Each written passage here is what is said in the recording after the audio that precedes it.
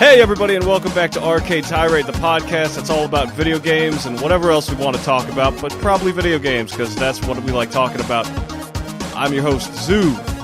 I am Phantom Outlaw. And this is the episode for February 18th, 2019. So, what have you been playing lately? Well, I know one thing you've been playing. That new Yoshi. You have? I mean, you do?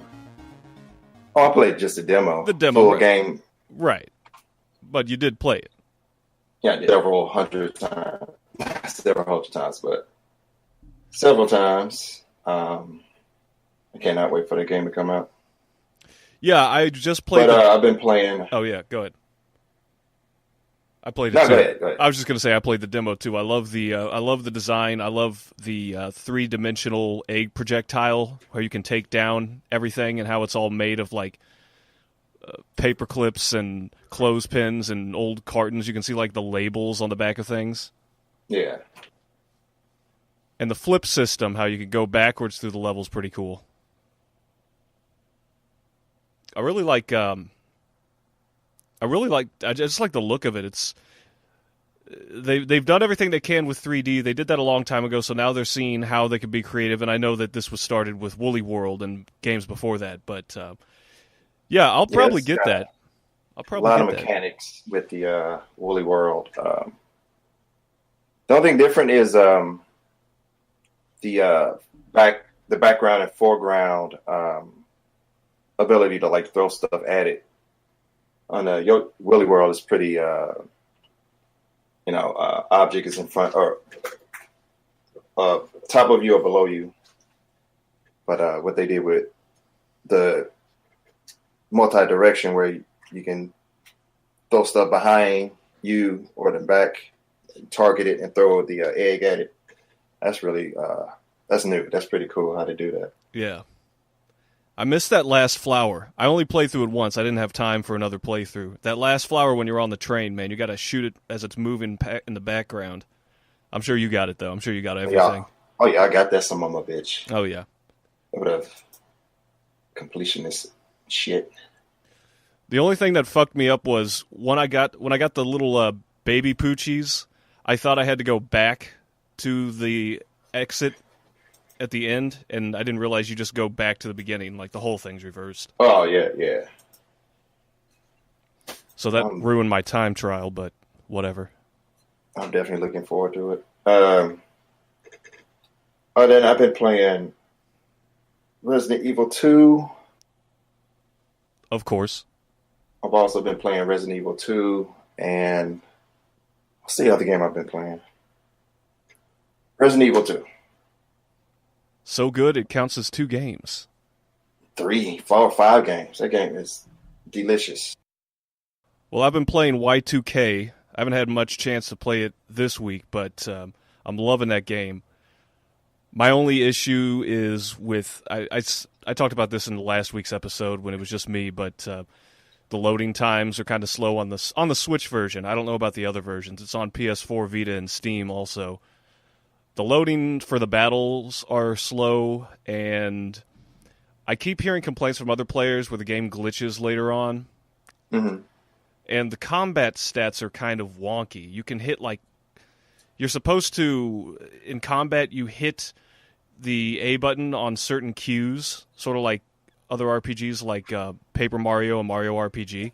Oh, okay. But it seems like I can get an 8-stack combo for a hit, but it does the same damage as if I just got a one-button combo. So it's kind of frustrating. It makes battles feel a little bit longer than they should be, but still a fantastic game. It's got that early 3D polygon look to it, like I was saying, like the early Persona games and Jet Set Radio. Oh, okay. I'm going to get it eventually. After that Nintendo Direct, I'm like, oh, man. Right? To save up some money. Yep, Nintendo's making us go broke again. Yeah, just every time they do something like Nintendo, and then they do something to make me happy. It's like I said, it's the beaten wife syndrome or whatever they call it. Yeah, maybe the Stockholm syndrome.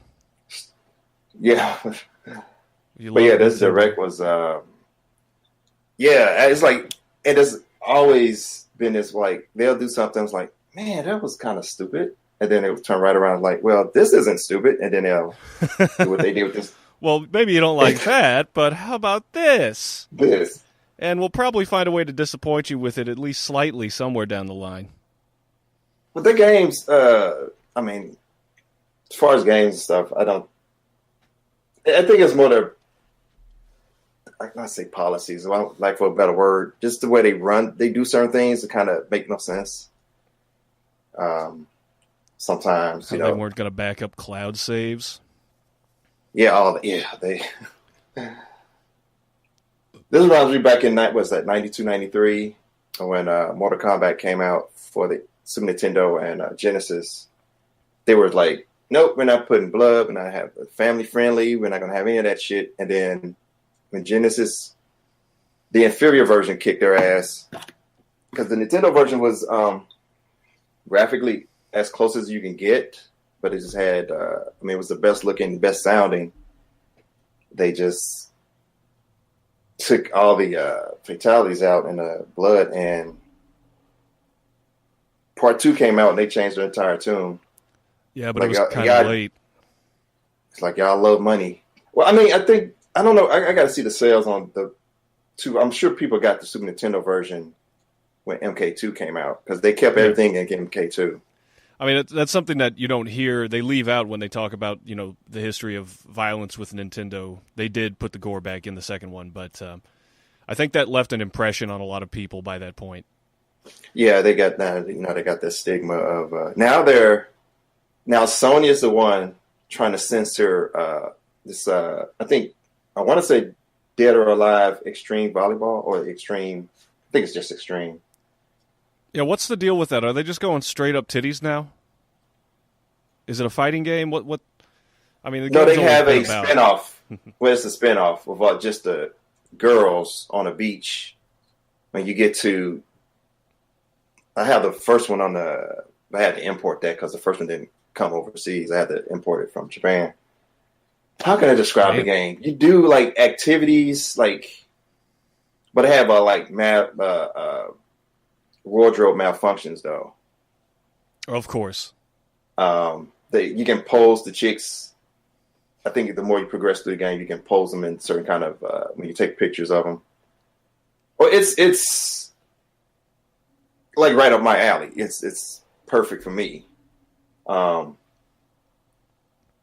think it's more sexual innuendo. They don't really go that far, but they could go further as far as I'm concerned. But it's kind of harmless. But people, everybody freaks out over stuff these days. So, and I think the next one, Nintendo's actually keeping everything in it, and Sony's going to censor it. And I'm not even sure exactly what it is. They're trying to censor out of the game on Sony's part, but Nintendo is like, keep it in. And I know Steam definitely not going to censor anything from it. So you actually play volleyball with the girls, or you can dress them up in this like crazy lingerie. Like the lingerie is skimpy as hell. You rock, but in the first game you rock climbed, you play volleyball, you tug of war, just goofy stuff. Nothing. It's harmless. It's like I said, people just. It's weird. I don't know. The concept that nudity is illegal most of the time is really weird to me when I think about it. Well, when I compare it to even violent material, I just saw the MK Mortal Kombat did the gameplay. What you call it? Not a trailer, but they was demonstrating the game over in it's like a month ago.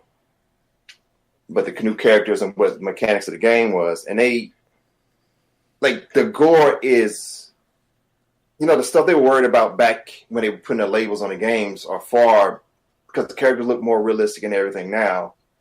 So it looks real intense, but people don't have an issue with that. But you show a nipple And this is not even from. It's not. This is not even from Christians. This is from like regular people. Like all this sexual freedom, and y'all get upset over fake. Like I don't understand this bizarre world. It's like even with the damsel in distress stuff. Like it's like they get upset if Link go save Zelda, but in real life they thrive on victimhood. And we got to protect women and all this bullshit. But you do it in the game, they are offended. But in real life, they play the victim card, and they have to be, it's weird. I don't get the. You were oh, go ahead. No, go ahead. You were a minion, right? A member of Something Awful, or still are? I don't know. Am I? I figured that would be up your alley since they're a huge like graphic design website. Oh, I don't even. Nah. Oh well, I think you'd like that place. Okay. But I remember you talking about the whole double standard of women, progressiveness, etc. There was an article I read years ago, like in the mid 2000s, on that page. I always think about that article when I hear that double standard. It was about. They made up this fake commercial about a woman. They were like stereotyping certain types of like, what do you call it? Medication commercials. There's, let's say, a woman climbing up a mountain all by herself just to show how strong and independent she is.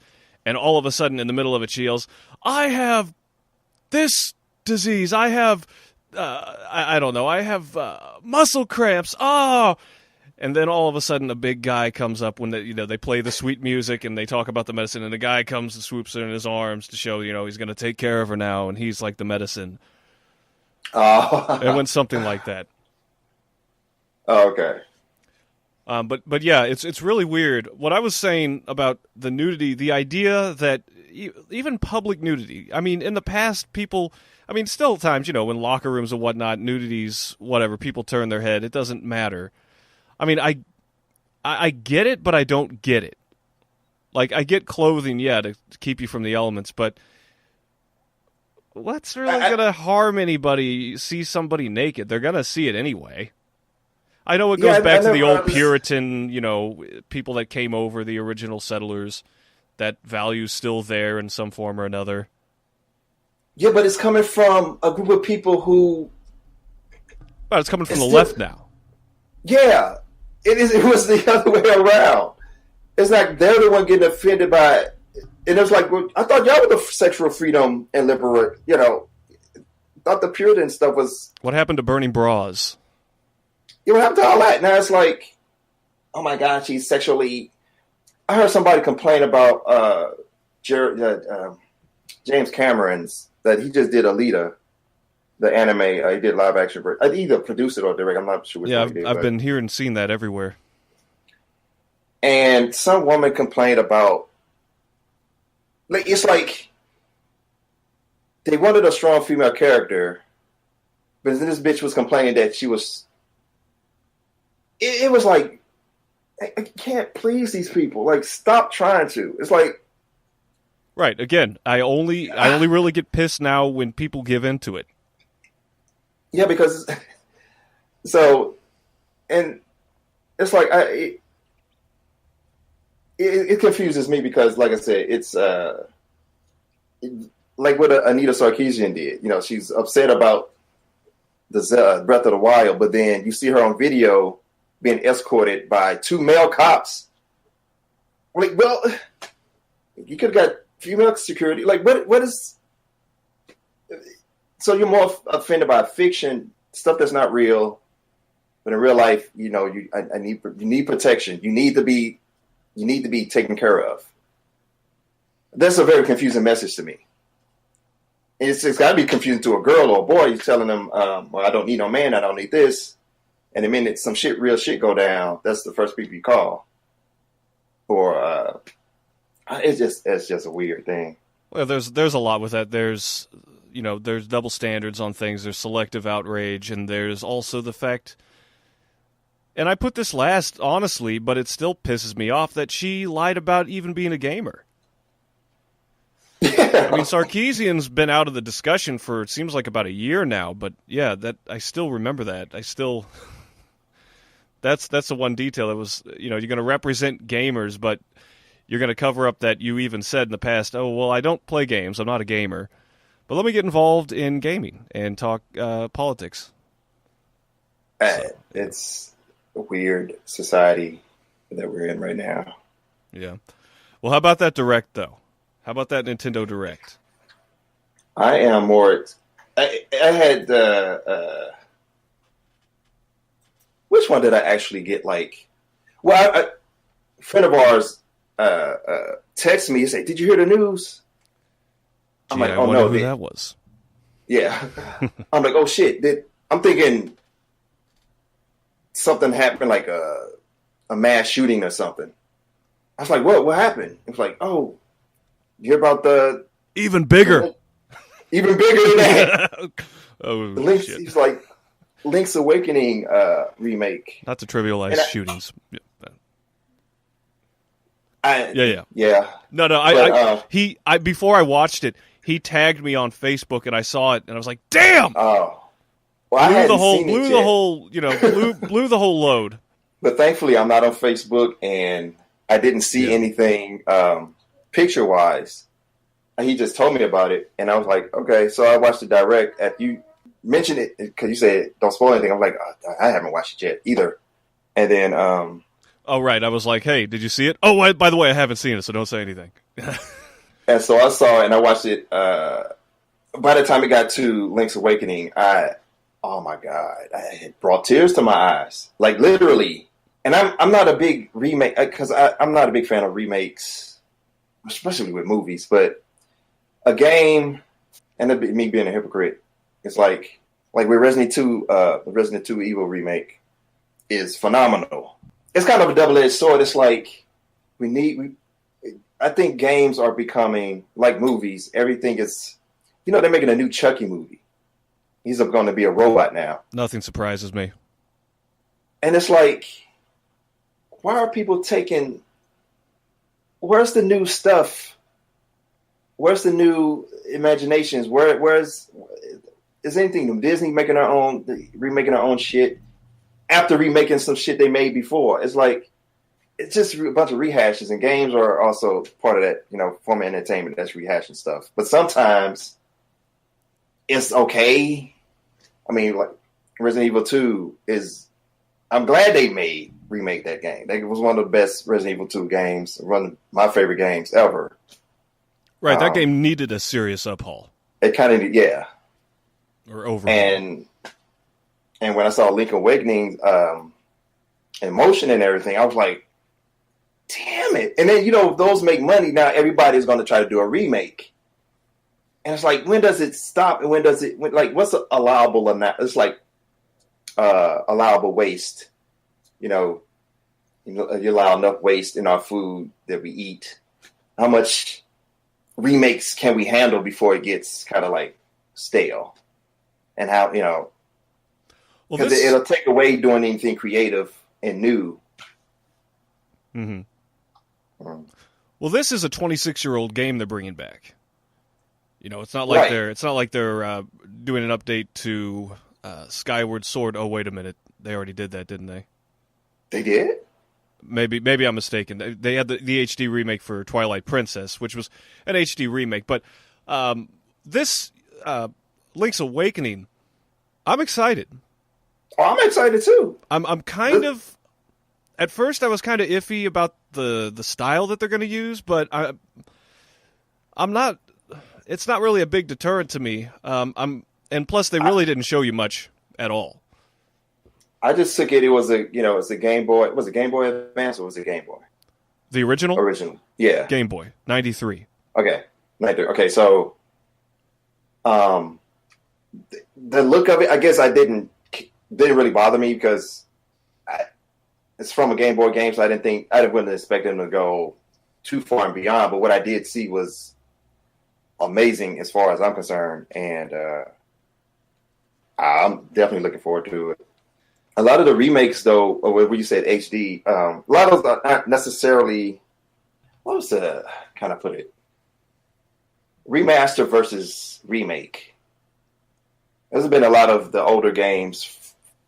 I think why I didn't get an Xbox One and a PlayStation 4 at first, because their first wave of games were all remasters of games that had just came out like a couple of years ago. I want to buy the same game twice, and there was nothing new coming out on the system, so I had waited a while before any good stuff was coming out. Resident Evil 1, when it was totally remade on the GameCube, then they remade it on the 360. I'm sorry, remastered it on the 360, then and the PS4 or 3, and then remastered it once again. Those kind of, and it's like, when does it stop? Because I don't know if the next systems are they going to do the same shit, remaster all these old games, remaster versus remake. Remake is with Resident Evil 2. They totally overhauled the mechanics and the look of the game. It's not what they did with like Tomb Raider when it was on the Xbox 360 and PS3.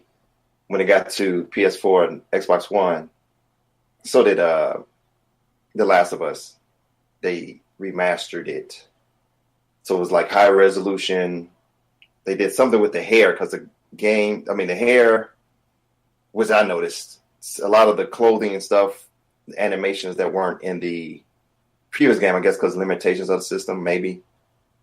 You can see a little difference with the HD remasters, but I just wonder like how far, when is enough, or when is too many remakes, when they don't, or remasters, and they don't make anything new and everything's a rehash. It's kind of like, so when I saw the Direct, I was happy to see a lot of new games. What was the one I saw? Made by the people that made Bayonetta. What kind of game was it? It was like they showed that male and female cop, and so they start fighting a boss or enemy, and they were like handcuffed to another, like a mech or something. What the hell is that game called? Oh, I saw the trailer. It looked cool. I don't remember what it was called. Something Chain. Damn it. Yeah, I pretty much like the company that makes those games, because so far games they've made are pretty good. Bayonetta and some other IPs they have. Well, they came out strong with Mario Maker 2. Oh yeah, I like that new ring system they use for design. It seems like things are going to be a lot more convenient this time around. Did you play the first one? Yeah, I didn't own it, but I did play it. Great game. I wonder how they're going to do I guess they're going to do it like I guess if you dock it. I'm trying to think, because you need it on a Wii U. I know you used, and even on the Game Boy, the 3DS, you have the bottom screen as your tool, kind of your tool screen, and you'll put up to the top screen. Now on the Wii U, your controller was if I remember correctly, I got the game, I have to remember how that goes. Wasn't it the building tool? Like a menu you could use? Yeah, it was still, at the bottom, and then you'll see it on the screen. I'm trying to think if the screen, if you weren't using the screen, did it hinder anything? Like, I can't remember. I never really played it without using the TV screen and the Wii U itself to use as the second screen. Well, I would imagine the new one's going to have to be designed to work both ways. So if you've got it... Yeah. Well, how would that work? Because it disconnects from the screen as soon as you take it out of the dock. Right. So the menu would have to be on the screen. Yeah, so I'm trying to figure out. Yeah. So because when you undock it, then you'll be able to, say, like on a car ride or on a plane, play the whole thing. I was listening to the Nintendo Power podcast that a new episode just came out, and yeah, I was. By the way, I was unsure about the future of that podcast because last month they were completely dead, and I thought, oh gee, well they came back for a year, now they're gone. Well, they had to go to run again. Nintendo Power. That guy, one of the host is a man. Was it two men and a woman, right? Yeah. I'm trying to think the guy. I'm not sure his name. He used to run the PlayStation Magazine like I think it was official, unofficial. He had some magazine I used to get way back when game magazines were popping. He was the editor or in charge of it. I was like, oh, he's doing that now. Yeah, he was talking about that on the show today. And one of the guys was actually one of the original coders, I think, for the original Link's Awakening. Oh, okay. But yeah, I'm curious what they're going to do, back to Link's Awakening real quick, what they're going to do with this new one. Because all the scenes you saw were graphic overhauls, but it was literally the same layout.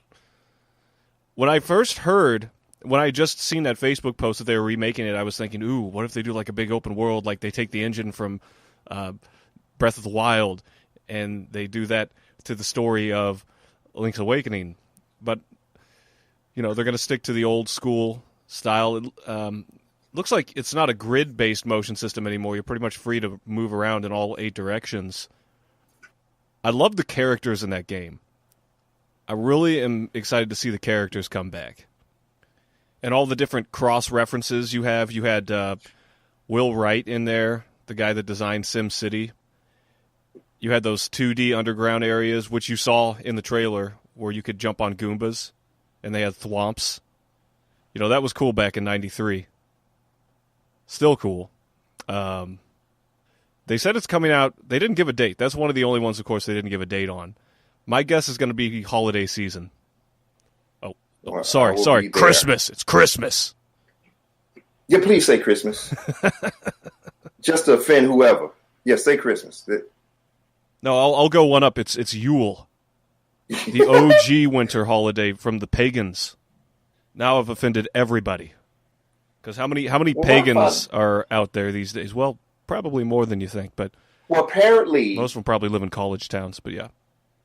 A pagan is someone who could be anybody. Right. Well, the pagan was a word the Christians used to smear non-Christians. I would be considered a pagan. I would just call myself none of the above. Or I really don't give a shit. Flying spaghetti monster.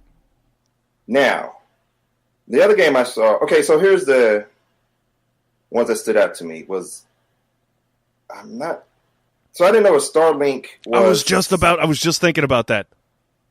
Was the original one, was that, because I remember seeing, I'm like, man, that's like Star Fox, but I didn't know if Fox McCloud was actually in it. No, the original did not have the Star Fox characters.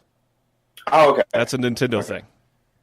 Because I know it was getting compared to Star Fox, but I was like, oh, that's weird. And then I didn't know if, or was it like the Nintendo version had Fox, so I don't really know. Well, that was like the Nintendo version of Soul Calibur, right? That had Link in it. Right, yeah. And you have those different add-ons, those additional items for like the Nintendo Switch version of Skyrim, where you can get Link's outfit and the sword. For me, it seems like it's an easy way for Nintendo to cop out of putting out anything original Star Fox related for a while. We gave you that Starlink edition. Well, the thing, too, was... God, I wish I could remember that damn company. The ones that make Bayonetta, I should know their name. I got the damn... Starts with a P. Shit. I think they are the ones that did the Star Fox for... Poonsoft. Who? I don't know. Poonsoft. They did Bayonetta. They also did the Transformers, which was like the 80s cartoon. Now, I'm a G1 fanboy. Right. Even when I bought the game, I was expecting shit. I'm like, it's a Transformer. It looks like the cartoon. I'm okay with that, but I'm expecting a piece of shit game.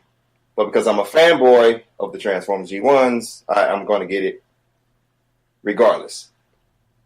And it was better than it was supposed to be. I was not expecting the game to be actually pretty good, pretty fun. It was one of the games that came out of left field for me. It's like, wow, they actually... Robots in disguise. They actually put some time into making this an actual good game. But what was I going with them about that? Why did I bring them up? Oh, because they did the Star Fox game on the Wii U, I think, if I'm not mistaken. Was that the training game? It wasn't really... Which game are you talking about? It was Star Fox. There was a Star Fox that came out of Wii U, and it was the Wii U. Okay, yeah. And they put I can't remember the control scheme. Like instead of like focusing on the airships, I know they did. We know with tanks, and they went to like. I think they went like a biped type of robot or something. You could a pilot. Yeah, well, that first was debuted in Star Fox 2, but it wasn't ever released until the SNES Classic. Right. And I think the controls were so shitty that it kind of turned people off, and I never bought it. I saw people on Twitch when it came out to get their feedback from it, and it was kind of like it came and went. Like it, people were excited for it. I remember at the E3, and when it actually came out, it was kind of like, It's kind of like, we gave y'all Star Fox. Shut the fuck up. People were like, boo. Kind of like with, I must confess, when I said paint, make sure Will Smith is blue. And when I saw him in motion, it was like, well, I got what I asked for, and it's shitty. I can't complain because I asked for a blue Will Smith. Yeah, and that CG it looks horrible. And I apologize for wanting that. I don't. It's like I think if they had done like, well, maybe you should do the voice. I mean, once I saw it, like maybe you should do the voice. It's like they took Will Smith's head and put it on this buff, and then in certain shots he didn't look as buff. It was a weird. He kind of looks flabby, freaky. Well, yeah. Well, from his back, when they first show him in the back, his back looked muscular. Then when you see to the front, he looks flabby. 10,000 years will make you want to hit the gym, apparently.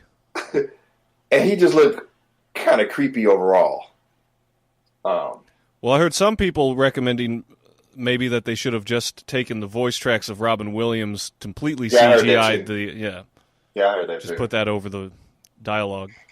Now, some dude who used to work with Disney and some other places, he does, right after he saw the trailer, he did his own rendition of it, and what he did was take the chin from the cartoon and made it, took the Will Smith, it just made the chin look sort of more so like the cartoon version of the genie. It actually looked pretty good because to me, when I look at it, I feel like, and I was talking to somebody at work today about it, when you do a character, or when a person's doing a voice or something. Even when they do voice acting, if I know like like Seinfeld does a voice of a character, he did one with a CGI cartoon a few years ago.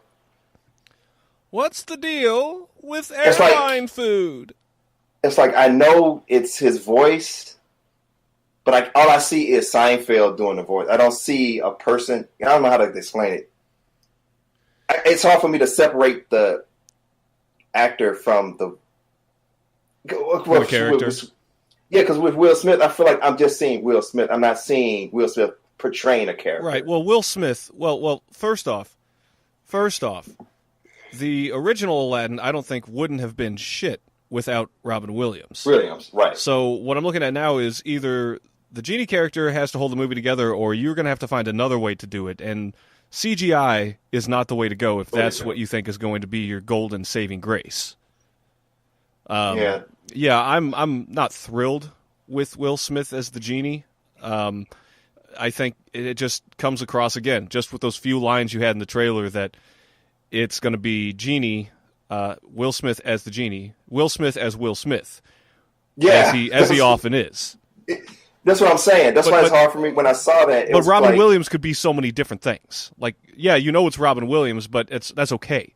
Because Robin Williams was zany. He could be so many things. That's why he did so well. Well, right.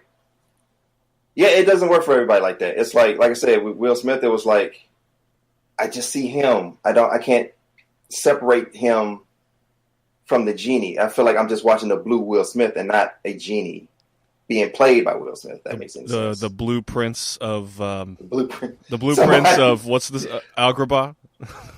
I was listening to somebody in a podcast and they were talking about it. They say if he busts out a song saying "Getting Genie with It," oh my God! now that at the screen. Now that that's in the show, somebody's going to hear it and they're going to revamp the movie and put that in.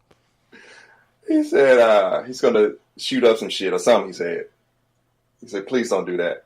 If you start rapping and shit in the movie, getting genie with it. Well, I thought it was hilarious. Will Smith kind of learned his lesson. He doesn't do featured songs on his movies anymore. Yeah, I heard. What was the last one he did? Was it? Dude, Wild Wild West? Can't think. Yeah, the 90s is the last time I can recall. That's what I remember. Wild West. Fucking Wild Wild West. And then, of course, the Men in Black. They always featured the video at the end. Oh, not to get confused with Kumo D's Wild Wild West. Right. To the millennials out there, the younger millennials or Generation Ys or whoever, there was a movie called Wild Wild West. Will Smith was in it. And also, for the younger ones, Will Smith used to be a rapper. Wasn't that based on a TV show or something? Yeah, from way back in the day. Yeah. So that was probably his lowest point. I mean, at least back in those days. Was it? Well, yeah. I thought his back in those days. I mean, that was way before, of course, like After Earth. Oh. And his son, man. I don't know. I heard the remake of Karate Kid wasn't bad. It was actually pretty good. I actually own it, and I hate. Like I said, I'm not a fan of remakes, but if it's a good one, I have to say they did a very good job with that movie. Well, that was actually pretty good. I had to admit. Yeah, my favorite remake, personally, is probably True Grit, the Coen Brothers version. Have I seen that? I think I've only seen the original. With what's his Jeff Bridges. Oh yeah. I did see that. I think I saw it on a plane. It was one of the movies on the plane I ended up watching.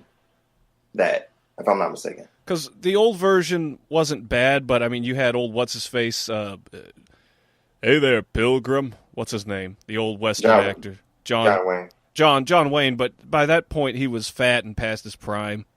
It's not a bad movie, but I thought the Coen Brothers version was way better. But the direct. The Bloodstained was another one that stood out to me. Ritual of the Night. It reminded me of that 2D Blood. See, I get that was. Are they in the same universe? The Cursed. What's that? The one that's like the 2D. I think it's a similar plot. It was a holdover project that they released for fans. That it was a goal that they reached from the crowdfunding campaign for the game. Oh, okay. They put out a retro style, of course, which was a great game. And by the way, I don't know if you know this, but the game is actually led by former Castlevania producer Koji Igarashi. That makes sense, right? Yeah, I'm gonna try that one definitely. When's that coming out this summer? Yeah. Yeah. Dragon Quest Builders 2 and the actual Dragon Quest game that I have on PS4, but apparently this one is going to have some extra shit that the one I have doesn't have. Well, didn't they put out an update or a remastered version of Dragon Quest XI on other consoles? I have to see if mine's been updated. I would have to look and see. But apparently this version doesn't have that, at least not yet. Right, so I thought that. Well, they said this was supposed to be the definitive version edition. So I'm wondering if it's exclusive stuff in this Switch version that's not in the. If you ever get your hands on, I don't know how it's going to look on the Switch because it's a lower end system, but I'm definitely getting that shit. Dude, that's one of the most. The way they blend it, like reminds me of Dragon Quest VIII, but even more graphically. Like, if you don't blow your load on the graphics, I mean, listen, I did when that on the PS4 version. I'm like, hold on, real quick for the record. 8 was the one where the king was turned into a horse, right? Or the princess? I think so. The princess. Yeah, the Cursed King. Yeah. Because I didn't have a 3DS, I didn't have the Game Boy, so I didn't get 9 and 10 didn't even come out in the U.S., right? Did it? Or I might have those backward. either way, I haven't played a DQ game since 8, and I love the shit out of that one. Yeah, I was really impressed with. I haven't really started. I started, but I haven't because I got other games I'm trying to beat. But I can't wait to get back to it. Actually, play through it, man. It looks so good. I'm like Dragon Quest. Did your version have the ability to switch between old school like 16-bit graphics? No, that's why I think this version on the Switch is. That's why I think it's whatever version this is. I don't think I have that. Whatever they had, it's not on PS4. I don't think so. I'm assuming this one is going to be like the ultimate version. Well, it is the definitive edition, so I would think so. Yeah, I just don't know. I can't buy the game twice, man. Well, luckily for me, I don't have a PS4, and I didn't even know this was actually coming out. I mean, I remember me you were talking about it, but I wasn't for sure. And the direct, I'm like, God, Bob Saget. Two Rune Factory. So it looked like a PS3 or PS2 RPG, but I can't believe the amount of RPGs that's coming out on Nintendo. Oh, well, they've been crazy. They've been cranking up RPGs for the last couple of years with the Switch and the 3DS. Well, 3DS already had them in spades, but they just kept cranking them out, though. Yeah. I can... You should see the library, well, not just the ones I have, but if you go through the eShop, yeah, they got a ton of... well, that's like a perfect console for like a JRPG. And some of them are like, not, some look like they're from indie studios, some are like AAA, but yeah, they got a shit ton of RPGs on the 3DS. I'm just surprised the Switch also is pumping out RPGs like they are. That reminds me, there are a couple of old school RPGs I found out about that were released earlier. They weren't in the Direct. And they're not exclusive to Nintendo, so you might know them. You might have already played them, actually. Have you played Blossom Tales? No, I heard of it. I think I've heard of it, though. Blossom Tales looks like a straight-up... hold on a second. Sugar, sorry, not now. Daddy's got a podcast. Anyway. Yeah, Blossom Tales and Reverie. Oh, I know Reverie. That's the one I sent you a picture of because I was playing on a PS4. Oh, okay. Now, The only thing I'm confused about is... Looks like Earthbound plays like Link to the Past. Same for Blossom Tales. Looks like a straight-up Link to the Past. Slightly more like early Super Nintendo era, like Final Fantasy IV kind of look. Yeah. But obviously like right a straight influence. Yes, I see it on Steam. Even when she fell down a hole... It's like when Link falls. And, yeah. That looks pretty cool. Yeah, so I got those both on the wish list right now. Grid, I don't give a shit. Hellblade, I don't give a shit. Now, the ones Rescue. Hey, got it. Shout out to Deltarune. Shout out to Deltarune. Fucking Undertale on crack. I played the demo a while ago on just from Toby Fox's website. This means that because when that demo first came out back on Halloween, it came out on Halloween, Toby was saying, well, I don't know if I'm ever going to finish this project, but now that it's announced with a Chapter 1 for free, and there was a mention that the later chapters won't be free, this seems like a pretty certain sign that he's committed to completing this game. Cool. But yeah, I'm definitely looking forward to that one too. Yeah, that's an old school love affair right there, and not it's a great game for old RPG fans, old Super Nintendo fans, whatever. If you haven't heard of Undertale, I don't know who you are, but check that shit out. Check out Deltarune and check out Undertale if you haven't too. Aninaki. I promise I am not receiving checks from Toby Fox. Aninaki is an action RPG by Square. Yeah, I remember that one. So I want to see how that goes. Now, I don't know. They said, is this Batman's Joker that's supposed to be in Smash Brothers? Or a Joker from something else? I'm not sure, man. I saw that little reveal at the end. I don't know. Honestly, I didn't give that one as much thought as the other ones. But yeah, I am definitely curious to see what's going on there and other characters they're going to release. I still haven't unlocked Cloud. I got to get back to playing. I haven't played in a couple of weeks because of me too. Goddamn Resident Evil. And then Resident Evil 2 released like a free DLC today. So it's like the gift that keeps on giving. It's amazing we got you here right now. Yeah, I actually, right before we started, that's what I was playing. I had to save it. Astral Chain is the game from Platinum Games, the company I'm thinking about. They're the ones that the Bayonetta and all that shit, if I'm not mistaken, it's Platinum. Should be Platinum Games, yeah. Yeah, creators of the Platinum. Yeah, so they're doing that Astral Chain.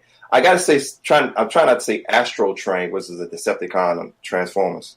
It's hard to not have to actually concentrate when I say Astral Chain, not Astral Train.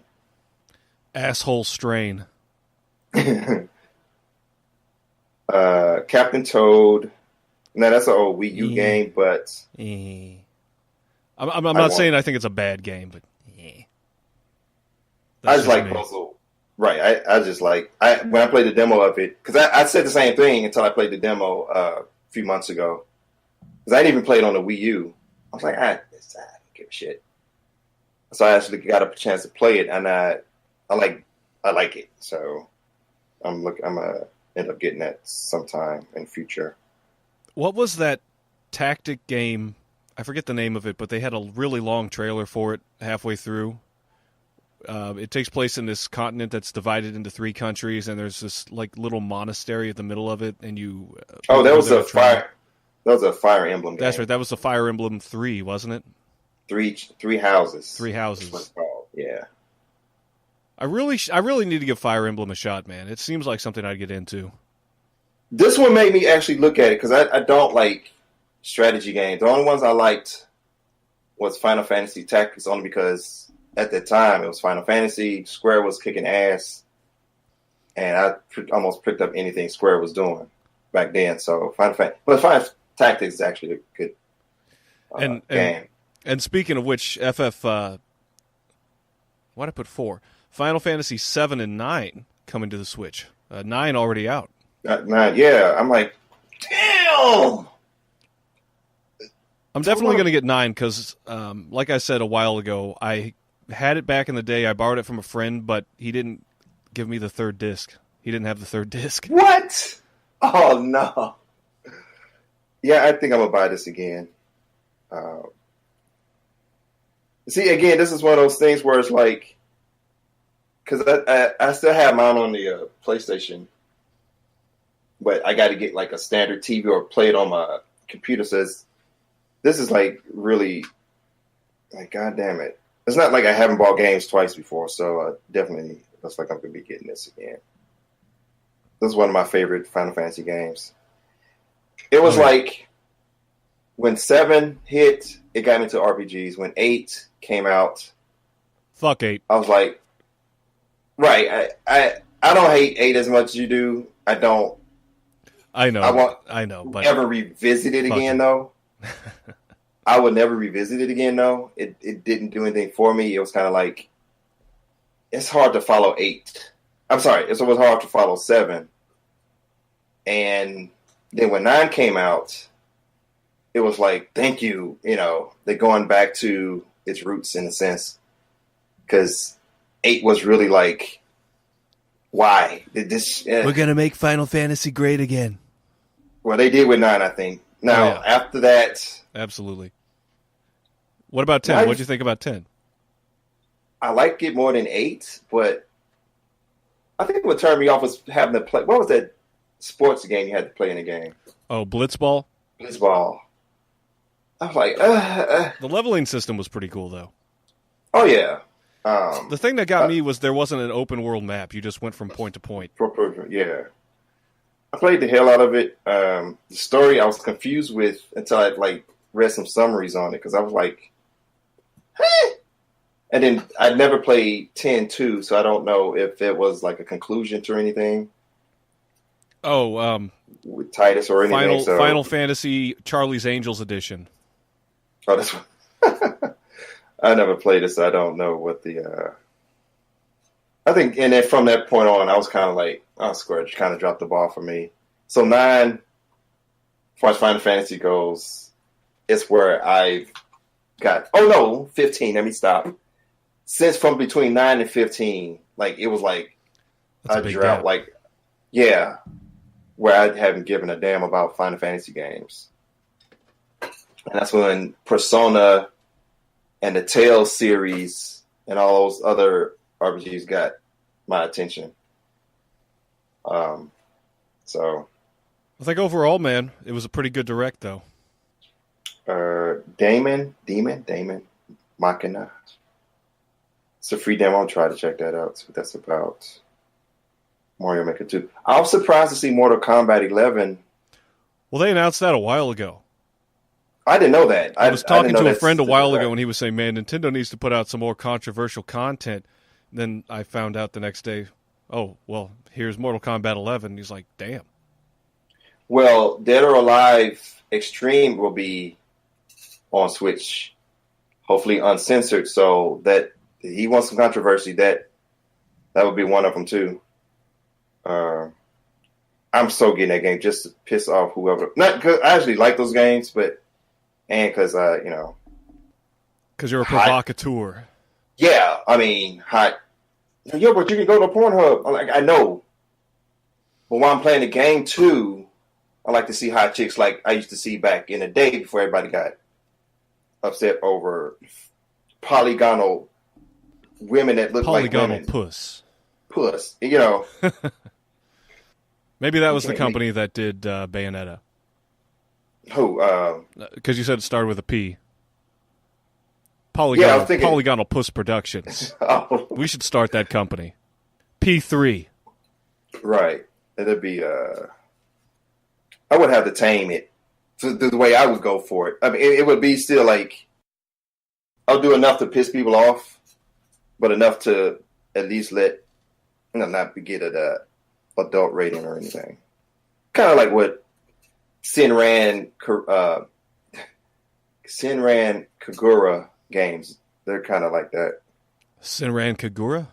Yeah, they are the series or the production company. They're the series of really big boob female characters. They're like in hack and slash games, or they do the one I got is called Peach Beach Splash, where you go around with water guns. You go around with water guns and shoot other characters, and you get this rubber ducky, and you can, if you squeeze it, it shoots off the bra and panties of the opponent. Sounds like a good time had for all. And you should see how and so the guns look like the super soakers. So you know how you had to pump up the super soakers to get them going? Yeah. You should see how they wrap their hands around the gun part, and it looks like they're giving handies to people. I mean, it's a gun, but the way giving handies. Again, it's a section in your window. That's the game. It's like, I see what y'all doing. It's pretty funny. And the game doesn't take itself seriously, so it's funny that people will take a shell-shaded game with big boob chicks and flip out over it. But outraged society we live in. I can't believe there's a nipple. There's a fucking nipple. But you can cut off someone's head, and everybody cheers about it. Yep, we love blood. Love tearing out people's spines, cutting their heads off, drinking their blood. You would think that would be, but no, nipples. Nipples send us over the edge. Yeah. Where were we, though? Right, the outrage over nudity versus violence, versus the lack of outrage over violence. Yeah. I mean, there's, you still have your Puritans, your Christian outrage over that, but it's really just become muted in a lot of scenes compared to the social justice, until a school shooting tantrums. happened, and they want to play games on it. Right, then that comes around, and you get the president and other politicians saying, well, we need to go after violent video games. And then that old argument comes up again, from 3 decades old. We're back at Columbine all of a sudden. And then nothing's done about it. Not that I think anything should be done about it, but... Right. I think that the quartering, well, I watched one of his videos, and he was showing...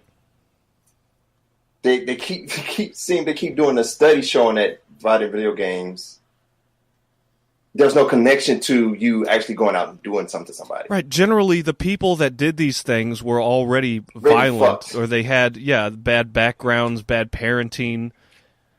They were antisocial, which makes people like me look bad. But yeah. Hey, I'm antisocial myself, so right. People like us, people start to loop us in like, oh, he's quiet. Oh, he's different. Got to worry about him. But I think because I drew all the time, I think I got. It was weird. I would make friends that way because I was drawing people and notice. I'm like, oh, but I was always a loner. I didn't really bother people. I didn't want to be bothered. I just kept to myself. I was always, I just didn't like bothering people. I was like, if you want to come talk to me, I'll talk. But I didn't feel the need to inject a lot of myself into people. So I just did. I was to myself. But yeah, I find it myself personally, if it wasn't for violent games, I probably would have, especially when I was a teacher, dealing with, dealing with that, and then being able to come home and like shoot up some shit on a game and pretend that those were. I do not advocate shooting anyone. I'm just saying in a game when you're having cathartic. When it's you have cathartic.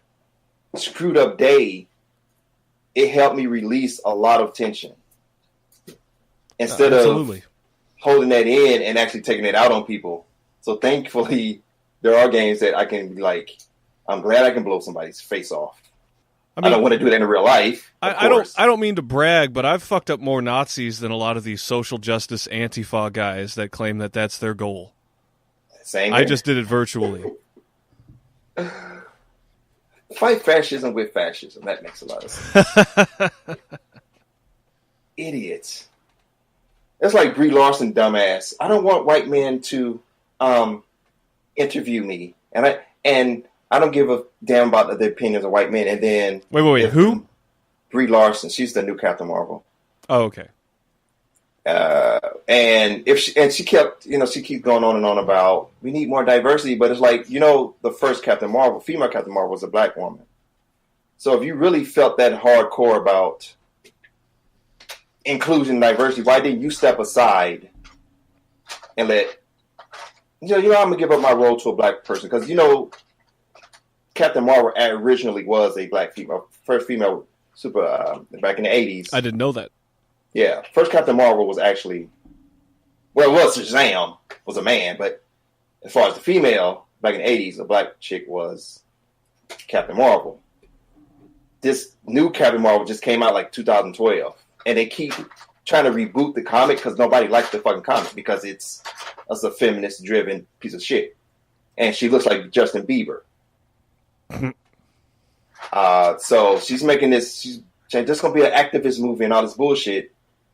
And and then she did a GoFundMe for girls to come see the movie. But it's like, Brie Larson, you Oscar winner, you have money. Why aren't you paying this out of your own pocket? Why are you getting It's like, feel like is that a conflict of interest?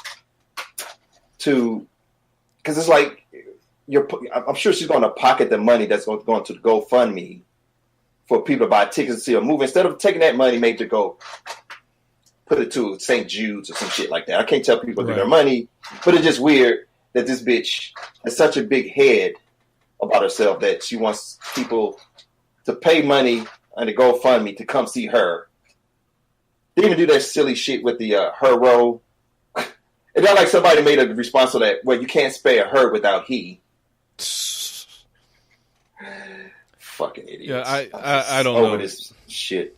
But so ones I'm looking forward to mostly is I say Super Mario Maker 2, Link's Awakening, Yoshi Astral Chain. That was a fantastic direct. I think it was one of the best ones. It really got me hyped about Nintendo in a long time. I have not been this hyped about Nintendo in quite a while, since maybe the NES. Even the 64 in the beginning. I can't think of the last time I was really this hyped about anything Nintendo was doing. Overall. It may have been some spots here and there because of some games coming out. But well, I feel like I'm living in an era of Nintendo that was felt with like a lot of diehard Nintendo fans during the Wii U era, but I just wasn't in that group because I didn't have the console. But at this point, they're a lot more commercially successful, so I feel like that that success is on a wider scale, and I'm really excited for Mario Maker 2, Dragon Quest 11, Yoshi's Crafted World looks good, and of course the Link's Awakening remake. And Bloodstained. yes, Bloodstained, yes. So yeah, the future looks bright for the Switch in 2019, and they've reached a point now where the system is starting to mature, and they're not slowing down, which is what I think a lot of people were fearing. They thought, okay, well, they're coming out strong, but let's see how long, how they last in the long run, and I think they're doing good. I am also happy to see that. Now, I'm still. Now, I don't know if it's overall indie games or AAA. Switch is so strong with indie games. Yeah, I'm as far as like big name third party support. I think they're doing pretty good. It's not as bad as the Wii U was. Wii U had from the start they had some, and even with the Wii. When the Wii was getting shovelware, though, like crazy. It's like, get support, but y'all not putting out anything worth anything. The Wii U had, I think, Ubisoft maybe do a couple of things, but overall, Nintendo on the Wii U had to pretty much keep things rolling because everybody jumped ship on that system. Do you think the Switch is ever going to do a virtual console for Super Nintendo games? I mean, been a track record that they were doing. I mean, they've done it with the last two systems. I would hope so. If they do it like they're doing with the online version what they're doing with the NES games, which I do have online. I have a subscription to them. I hope so. I'm just trying to wonder, like, how many. I mean, that guy hacked into their Nintendo emulator and did find coding to support Super Nintendo games. So it definitely seems like that's in their sights, but we're on year 3 of the console now. Again, that's one of those things Nintendo does. Or Nintendo don't. What does that used to be? That was the old Sega campaign. Nintendo, like, again, they are who they are. It's like they'll do a magnificent job at something, then it's like that's something they always leave out. There's always something weird. It's like, yeah, well, like you just brought up the Super Nintendo stuff. Are they going to bring that up? And it's like, I bet they don't. Yeah, I'm not counting on it. I don't think they will. I'm not counting on it. Makes too much sense. It's kind of like right when the loot boxes were out, and I think someone wanted to do Nintendo only type of loot boxes. I'm sorry, mystery boxes. And I was like, you know how much money Nintendo y'all will make on mystery boxes with Nintendo knickknacks and shit. Now I've seen them at Walmart.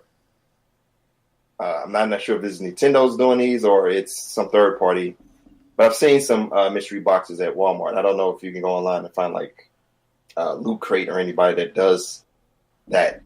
So they are doing it, but at the time when I think mystery boxes was kind of a big deal, I don't know how big a little deal it is now. I stopped getting them.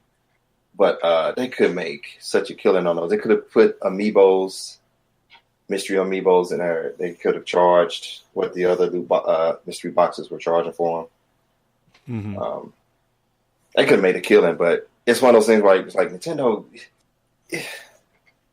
for every right decision they make, it's like, I don't know, they are who they are. They expect them to do something that will disappoint you. Wouldn't be Nintendo any other way. While at the same time massaging your back and your balls and your ass and making you feel like, I know we fucked up here, but look what we got. We got Link's Awakening Remake. Aren't you happy now? Aren't you through bitching? Like, yes, Nintendo, I am. You got me there. Yeah, we're kind of used to that by now. Well, anything else on the Direct then? No, Nintendo's bitch this year, pretty much. All right, well, you heard it here, folks. I am Nintendo's bitch. Ugh, it sickens me to even admit that, but there it is. Yeah, it's Nintendo, like you said. Nintendo is Nintendo. All right, so let's go on to the other topic. One of the most hated things in all of video gamedom. Video game movies and TV shows. Movies and shows based off of video games. Not always a flop, but historically known for being that a lot of times. That's got to be hard to adapt. Oh, absolutely. You're trying to take. I don't know. I remember watching. I would watch a movie like, say, this was before I saw the Silent Hill movie. But I actually enjoyed that one. I did too. It actually was like they stayed true to the source material and tried to actually. I actually like that. Yeah, but I saw. Yeah. That was a while ago. When did that come out? 2006. Yeah, like later 2000s. Yeah, I liked how loyal they were, and it actually worked. Well, a movie like Silent Hill is based more off of like the story, whereas other game adaptations were based more around the gameplay, and it was kind of harder to do because you had to develop a plot or build on top of it. That's why I find it's hard to. That's why I hate game. Like, you take Metal Gear, for example. I would not want that to be a movie because the game itself already felt like one. And it was like, when they just be taken from the game what the game already has with the cutscenes and things like that. And they already had at least the first one, if I remember, had a pretty deep story or decent enough story. So it's no purpose to make that a movie. Fighting game movies. Mortal Kombat. I give that a pass because it can play like a kung fu movie. Yeah, I actually enjoyed some of the stuff from the first Mortal Kombat. I saw it recently. I don't know how well it holds up. I was watching the scene with the fight against Scorpion in the woods. Yeah. I think that's still a great scene. I do too, but you can tell like the CGI is hella dated. Right. And the second Mortal Kombat, I think, is actually one of the most hated video game movies of all time. That movie was... I saw both of these in the theaters. I remember vividly being upset at the fact that Sonya, whoever she was fighting, they were fighting in mud. Soon as the fight was over, she comes from wherever the hell they were at fighting. Her clothes were completely clean. I'm like, y'all just fought in mud. Well, to be fair, that does kind of stay loyal to video game logic. Yeah, I guess. That's what I get. Well, when we do the games, because I also wanted to do video game logic, like a show on that. Like, let me just give one example where I did something me and you always talk about how, why the fuck don't they use Phoenix Down? Right. Oh, Eris, what the fuck? No, Phoenix Down. Doors in games, they're open both ways. Like, why would it? If you play a game where you got to go enter a door to an office or something, it should be open in one single way. When you come out of the door, it opens the opposite way too. It's like, I actually never thought about that. I notice that a lot when I play Resident Evil. I notice that because of survival horror games. Well, yeah, in Resident Evil, they focus on the door so much. But the doors, the fact that doors swing, Right. It doesn't make Over sense. both ways. Yeah. Or you have a character that you can get shot up a bunch of times, but a cutscene that kills your character. I always thought that was weird. Right. Well, those are cutscene Like, bullets. Those are couldn't they? I'm film saying, scene but bullets. Those are they're a different quality, different caliber. couldn't they banish themselves in the cutscene too? Like the logic that you can heal yourself from getting shot up so many times, completely be healed, not got the whole hospital or anything. Just get some herb, or some Resident Evil 7's case where it was like it looked like lotion you put on your arm or your whatever, and it heals you. That game didn't do too badly in terms of video game logic. Like, like defied logic, and it made sense for the most part. But but games, I mean, it's like, it's a game, but then when you make the game try to be so realistic, it has like these crazy unrealistic elements to it that kind of take you out, but not too much. But it's just kind of weird how games do that. But yeah, one day I would like to do a show on trying to find like a list of stuff that games do that's kind of weird. Jordan. Oh yeah, video game inconsistencies, video game logic. That's a great idea for a show. One interesting case in the history of video game movies that I stumbled across is a guy named Uwe Boll. Have you ever heard of him? About to bring him. Oh, yeah. Okay. I mean, if you understand video game movies, he is like the king of just coming up with like the worst. Yeah, he's got a reputation for just. And I'm like, how do you still get work? Well, do you know the whole tax write-off situation that happened with a lot of his movies, like Blood Rain and what else? What else did he do? He did House of the Dead. He did 3 Blood Rain movies. I didn't know he did. Alone 3. in the Dark, 1 and 2, In the Name of the King, A Dungeon Siege Tale, Postal, and Far Cry. He did Far Cry. Oh God, that was 2008. Okay. But do you know the whole tax scheme behind a lot of these movies? No. This actually explains, even though in interviews he denies it, why these movies were so bad. Is because he's from Germany, and he makes, or back in those days in the 2000s, when he made his video game movies, he made them in Germany. In Germany, when you make a movie, a good portion of the money put into producing the movie is tax deductible by the government. The only part of it in which you're taxed is if the movie makes a profit. So for Juve and his fellow producers that put money into it, they could get a lot of that money back, but if the movie was good enough to make a profit, then they would have to start paying taxes.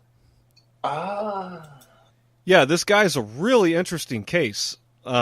He's made a lot of original movies ever since, which were crowdfunded, and even at some point he's had to start putting his own money into it. But he's made movies based on historical events. Auschwitz, let's see here, Darfur was one of his movies. Rampage, he made the Rampage movies. The one with what's his face? Was that did he do the recent one? With yeah, there were a few of them. Oh, I didn't know. I just know the one The Rock did recently. I didn't know. I'm not which sure. Actually was, I heard, was a success. Or yeah, critics actually liked his more original movies, but but the video game movies, of course, tanked, and he's been very hostile with critics over those movies, and he claims that it's hard to make a video game adaptation of a movie for some of the similar reasons that we have talked about. He even made a movie where it was a documentary where he invited critics. They had to have at least written 2 bad reviews of his movies. He invited them to fight him in a boxing match. And he called the movie Raging Bull. Like the old boxing movie. Yeah. And let's see, he said some crazy things about some of his critics. He's criticized Hollywood. He said he had a really hard time working with a lot of the actors. specifically Ray Liotta. He said he was not wasn't exactly an easy guy to get along with, more or less, not those exact words. Mm-hmm. The German tax loop that allowed him to make a lot of the movies that he did and pocket a lot of the money, they finally closed that in 2006. Let's see here. Right, so in the Alone in the Dark commentary, it says here, he responds to criticism that his adaptations make significant changes to the plot and style of the source material. Quote, fans are always totally flipping out, and I understand that a fan of a video game has his own agenda in his head and has his ideas about what is a good movie and what is a bad movie, unquote. Referring to House of the Dead, Bowles said, quote, I think I made a perfect House of the Dead movie because it really shows how the game is. It's a lot of fun. It's over-the-top action. But he's been very critical of his internet critics. He says, it says here, he referred to Ain't It Cool News critics who negatively reviewed his work. He said, quote, Harry Knowles and Quint Eric Vespa are retards. It says, Bowl later claimed Knowles was being played by film studios that kissed his ass. And with set visits and preferred offers to produce large-budget films, and suggested to Knowles the reason he did not like him was because, quote, I never kissed your ass, Harry, unquote. Let's see here. It says, yeah, the case of this guy's fascinating. By the way, he's now started a chain. He started a restaurant in Canada where he cooks. The guy's a jack of many trades. He's a decent fighter, apparently, because he won all of his matches in Raging Bull. Now, of course, that could be staged. I don't know. Right. The people that were involved said that it wasn't. Some of them criticized him, claiming that he said, well, we'll give you some training, and then he never did, and they showed up and he fought him. Mm-hmm. There's one particular quote that really got me. When Wired magazine published a native review of Bowles' movie Postal, he responded with an email claiming that the critic didn't, quote, understand anything about movies and that you are an untalented wannabe filmmaker with no balls and no understanding of what Postal is. You don't see courage because you are nothing. And go to your mom and fuck her because she cooks for you now since 30 years, so she deserves it. And that's set in context, apparently, that quote. And it said later, he stated that this angry email was sparked not by the review, but because the Wired editor told him in person that he loved the movie and then published a negative review. So yeah, he's a really interesting character. He also did movies such as Auschwitz, Blubberella, which is apparently about this fat chick that goes around killing Nazis. Assault on Wall Street. He did all the Rampage movies. Rampage, Capital Punishment, Rampage, President Down. There was one about a school shooting where the movie sort of like humanizes the shooters. What was that called? It was one of his earlier movies, Heart of America. That was in 2002. But yeah, I think he's one of the biggest figures, if not the biggest figure in, faces behind video game movies. And he's definitely stirred up his share of controversy. I don't know, which of his movies have you seen? None of them.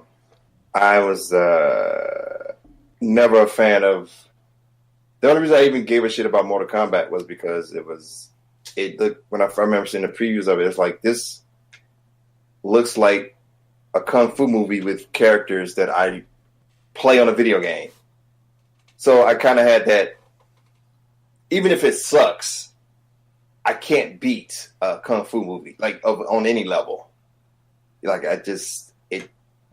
so I always gave that a pass because it felt like when I used to watch kung fu movies back in the day, it's just like, but now it's one with video game characters. It's good or bad, I'm going to enjoy the shit out of it as much as I can. I did enjoy it. But I never saw Super Mario Brothers. Yeah, I haven't either. Apparently it's, of course, like anything bad, it's gained a pretty strong cult following in recent years. Double Dragon had a movie with, I think the bad guy was the T-1000, Robert Patrick. I think it may have been the main bad guy. Who played Bison in Street Fighter? I want to say it was the dude from Lethal Weapon. He was one of the cops in Lethal Weapon. I think he was the black dude from Die Hard. The Not the one, not from Family Matters. The guy when the two FBI agents came. This is what the hell's that guy's name? As they took up the Nakatomi and all that stuff, when they called in the FBI, there was the white dude and then the black dude. He was the black dude. I think he was the one that played Bison. I'm sorry, not Bison. You're thinking of Balrog. Balrog. Even though those names were actually flipped because of a translation. In Japan. Yeah, in Japan. Oh, my bad. Yeah. It's Bison in Japan. Yeah, okay. Bison's played by Raul. Was it Raul something? The guy from the Addams Family, I think. Or he's so over the top. The renewed Addams Family movies. I think he was the father. Yeah, I think he was the one that played Bison. Yeah, he's so ridiculous. It's funny, some of the lines he has. I've seen parts of the movie. I haven't seen the whole thing, but I think I saw the end because I was like, why are the boss characters the good guys in this movie? I fucking hate who was the one. Who was the one that was 8 feet tall? That's Sagat. Sagat. I fucking hated fighting Sagat. I used to play the game so much, I figured out how to play him. But yeah, who did I hate more? I think I hated Vega more than I hated Sagat. Because Vega would jump, climb the cage in the background and jump. You didn't know where he was going to land. Right. So I had to figure out because I played the game, like, I couldn't tell you how much I played that damn game. Like, I played it so much, like, I put it on the hardest setting. I would only play on the hardest setting. Because me and my friend, we would play constantly. And I gotten used to played it so much. Anyway. Because now if I try to play a game on level 8, it's like, no. I had to kind of put it, if I play somebody online or something. But trying to play the computer, the AI characters. Mm-hmm. On the highest setting, it gets cheap instead of fun. So I just got to kind of keep it at a moderate if I don't play anybody online. Yeah, you got to feel like you lost for a reason. Yeah. I always felt Street Fighter, if you learned the boss fights or the characters you're fighting enough, you can figure it out. But I did not figure out when Vega would jump on the cage or jump from the sky, just uppercut him. Just time it and uppercut him out the air when he lands, or right as he lands on you, just drag and uppercut him. Yeah, I always had the hardest times with Sagat and actually Guile. Guile, actually, I remember, this was crazy about people who, you spoil people who get these updates on games now. Back in the day, the update you got was the second game. You did not get fixes on bugs and stuff. But they actually tested games before they released them. But you didn't get feedback. It was a double-edged sword. Like, with online now, you can change. You can make, fix bugs, or if there's a balance to a character, you can hot fix it, or company can come in and just go online and fix it and upload it. Back in the day, you had to wait for the second or third game for that game to have any character adjustment or character balance. And I do remember Guile being one of the OP characters in the original game. If you fought the computer. Yeah, people always had trouble with Guile, or Guile was one I think I heard most complaints about. Who was your main character? Did you have a preferred fighter? It was Guile because of the high top fade. Oh, it was a style choice. Yeah, I told you I'm a Nazi when it comes to character design. Mm-hmm. I thought he had a pretty cool character design. Mine was Ken. Ken was my second one. It was with the first game, though, the first Street Fighter 2. There was really no distinction between Raul and Ken, so it was basically like color swap. So I feel like if I say Ken or Raul, it's like I'm playing the same character. I think it was my second favorite. Now, when Street Fighter 2 Turbo came out, I was strictly Ken. I was more of a Ken fan by that point. And then over the years, it was always between Ken, Raul, Guy. Well, Guy is from a lot of the Street Fighter Alpha characters. Mm-hmm. Guy became my favorite from the first Street Fighter Alpha that came out on PlayStation. But consistently, it's been Ken and Raul overall throughout the years I played Street Fighter. It's Ken and Raul, or Ken or both. Those who I start off with first, and then I'll play other characters. I would say one of the best animated games was between Capcom versus SNK and Street Fighter Third Strike. Street Fighter Third Strike, I think, had the best sprite animations on the fucking planet. I haven't seen sprite animation like that quite some time. Yeah, that's still popular today in arcades. You know, the 12 that are still left. Yeah. But, yeah, Double Dragon had a movie. Wing Commander was a movie. Tomb Raider had, I think, they recently just did another Tomb Raider movie. Resident Evil. I saw one of the Tomb Raider movies. It was all right. Yeah, again, that's one of those games like, I mean, those, it's a game, a movie, like, it's kind of like Indiana Jones, but without Indiana Jones. I don't know. Well, you know what's funny? Do you ever go to Box Office Mojo? I used to. I haven't been on that site for quite a while. What do you think is the highest grossing video game adaptation movie? Rampage. No, that's number 3. Oh, I'm lost in. What is it? Lara Croft Tomb Raider. $131 million. Really? Yeah. Huh. Opened in 3,308 theaters with an opening of $47 million. The second is the Angry Birds movie, which is about $30 million less. Rampage is number 3 with $101 million. Now, is that domestic or worldwide? It says here, lifetime gross. Oh, okay. Number 4 is Prince of Persia, The Sands of Time. I remember that movie. Forgot about that one. Oh, hell, I forgot Pokemon, the first movie, is number 5. See, I'm trying to... I guess I don't count between live action versus the animated movie stuff. Because the animated movie stuff usually don't disappoint. Because it's just... Right. Well, I mean, that's where I wanted to touch on the Castlevania series. I've heard one of the good things best about that. Adaptations. Yeah, I've heard nothing but good things about that game. Oh, you need to... I'm sorry, that show. Yeah, I don't have you need to Netflix check that anymore. out. You need to check that out if you get Netflix again. Oh, okay. Yeah, I've heard nothing but praise for that. Yeah, let's see. What's at the bottom of the list? The bottom of the list. This goes all the way down to number 43. Number 43... Oh, jeez. Postman Pat the movie? This had to be some kind of, like, independent... It grossed $1,519, but the budget was only $1,254. Or the opening, I'm sorry. Yeah, it doesn't state the budget here, but yeah, that seems fishy. Some of the other lower ones: Kingslave Final Fantasy 15, Dead or Alive. Yeah, I remember seeing like the box art. No, sorry, the live action box art for that or something some years ago. I'm like, at that point, I was kind of over video game movies. I was like, it can't be good.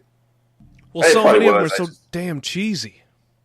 Yeah, I just feel like, again, so unless it's like an animated movie, I know that new Pokemon movie, which actually looked pretty Detective good. Pikachu? Yeah, actually. Yeah, we'll see. Pretty good. We'll see how that turns out. Yeah, unfortunately, well, I'm not going to see it. I'll wait till... I have not been to a movie since 2014. I just had not interest in going to movies. But the last one I went to a theater to see was that Queen movie. Oh, okay. Which was pretty good. You mentioned Double Dragon, by the way. That's number 38 out of 43. I saw one of the Resident Evil movies. I don't know what I went... okay, what a movie... Okay, I'm lying. Okay, so the movies I actually saw in theaters was Doom, the first Resident Evil movie with Multipass. What's the fuck is that name? The fine ass model from Fifth Element. I can't remember her name right now. Mila something. She's directed. Jovovich. Jovovich. Yeah, she's married to the directors of the Resident Evil movie, who also directed the first Mortal Kombat movie. If I'm not mistaken, if this is the same guy I'm thinking about. Yeah, she saw her first movie. It was like, just take your brain out of this situation. Just enjoy it for what it is. Well, yeah, it has been one of the most successful game-based movie series. I don't know how, but it is. I guess it's just it's kind of like the Meg. It's weird, too. A lot of these high-grossing movies today, you feel like, there's no way it's going to make money. It's like the Meg with the giant shark movie, made a bunch of money because I guess it's just a fun movie. There's no politics, no SJW shit in it. People just want to... Right. It's kind of showing you, people want escapism. They don't want all this shit in it. They don't want to be preached to. And these fucking idiots don't fucking see, they don't understand that. Rampage is another one with The Rock. Made a shit ton of money. That's based on a video game with the giant gorilla and the lizard. Yeah, that was great game. We were talking earlier. We got that mixed up with the Uwe Boll movie with that shooter. Yeah, that's one I was like, I don't think that's the one. Yeah, okay, that's a different movie. I guess you haven't seen that then? That's a great... Well, I don't want to say it's great, but it has some interesting scenes in it. This guy, he decides he's had enough and he goes on a shooting spree, which isn't uncommon for Boll's movies. He has a number of those, what was the other one called? Because Boll gets political in some of his movies, some of his more original movies. Assault on Wall Street, I believe it's called. Oh, okay. Yeah, Assault on Wall Street came out in 2013. A guy that's just had enough with the economy and the banks, and he just goes crazy and lets loose. With Dominic Purcell. I haven't seen Falling Down in years. What wasn't that? That's not the same type. Well, that's a similar, and actually in interviews with Boll, that's one of his favorite movies. Unsurprisingly. So good, and one of my favorites too. Yeah, one of my favorites too. Yes. You forgot your briefcase. God, that movie was... Why doesn't it look like the burger in the picture? Dude, I don't know if you ever saw this movie. I don't know anybody that ever brings it up. It was a Michael Douglas movie with Sean Penn. It was called either The Game or Game. If you ever get a chance to see it. Sounds familiar. I think it's called The Game. I saw that at theaters it came in the 90s. I've definitely heard of that. That movie is fucking fantastic. I don't hear anybody ever talk about that movie. That's one Michael Douglas, one of my favorite movies by him. Next to Falling Down. It's to me, that's just that fucking good. Because whatever, you don't see you don't see what happens in that movie, you don't see it coming by the time you finish watching it. It was so good. That movie was like, what? That was a roller coaster. That was a great movie. I forgot Hitman had a movie. Didn't see it, though. They did a movie for Max Payne, too, didn't they? Yeah. Now, I don't know if this is Tekken, the live action, or the animated. I've seen the animated Tekken movie. I don't know if I've ever seen the live action one. I like the first Silent Hill. The second Silent Hill movie was based on the third movie. The third game. And it did stick to, again, it followed the form to try to stick to the... It seemed like they mixed part 2 and part 3 together. Because I think Triangle Head was in the second one. Well, he was in the first one. That was the first. Okay. So he blended part 2 and Pyramid 1. Head. Pyramid Head. He mixed part 1 and part 2 with the first movie. And I think 3 was solely based on the third game. I'm sorry, yeah. Street Fighter, Chun-Li. Did not see that. That was pretty low on the list, too, actually. Let's see. Doom. Yeah. When I first saw Doom. Oh, God. Why did I go see? I think I was bored. I'm like, well, they completely scrapped the whole, there's a portal to hell on Mars. Well, we released a virus that unleashes the evil in people. The only cool part is when the movie went in first person view. Yeah, they go full Doom at the end. I thought that was cool as hell, but it's like, what a shit movie though. Yeah, The Rock was in that one too. Well, I think that's what it. Yeah, The Rock was in that. I think it was based. I think that's what it goes back to, is that a lot of these movies, you're trying to take a franchise that's popular for a lot of reasons that aren't dependent on movies, gameplay, and the soundtrack. And not to say that they don't put good soundtracks in some of these movies, but a lot of times you're taking something that's fun for a specific reason and putting it into a format which you can't use on film. You it's not customizable unless you're talking about like the Black Mirror Bandersnatch, which you can choose, between a couple decisions. But besides that, it's really just, you're being force-fed a narrative and a story, and that's not something which is an attribute of a video game. Mm-hmm. So it has to have a strong story. It has to have strong characters. Or for some people, if you're looking for a good catharsis, something that's just, like you said, you have to turn your brain off for some of these movies, and you can enjoy them.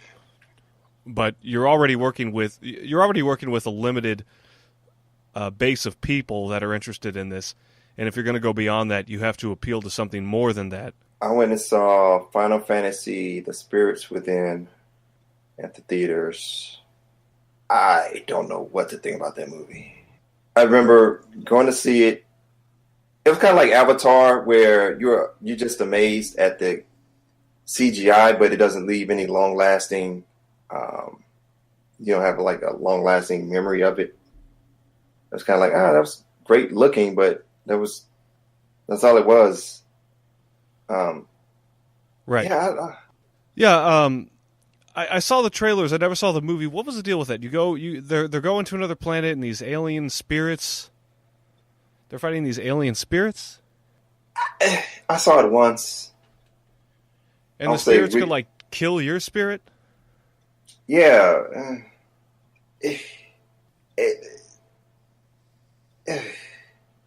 I'm trying to remember. Do I remember any? I'm trying to remember when EGM and a lot of other magazines were.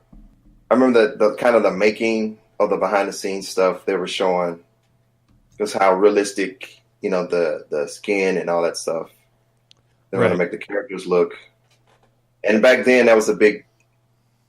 I mean, at least for a video game movie, I guess, that level of graphics for a movie.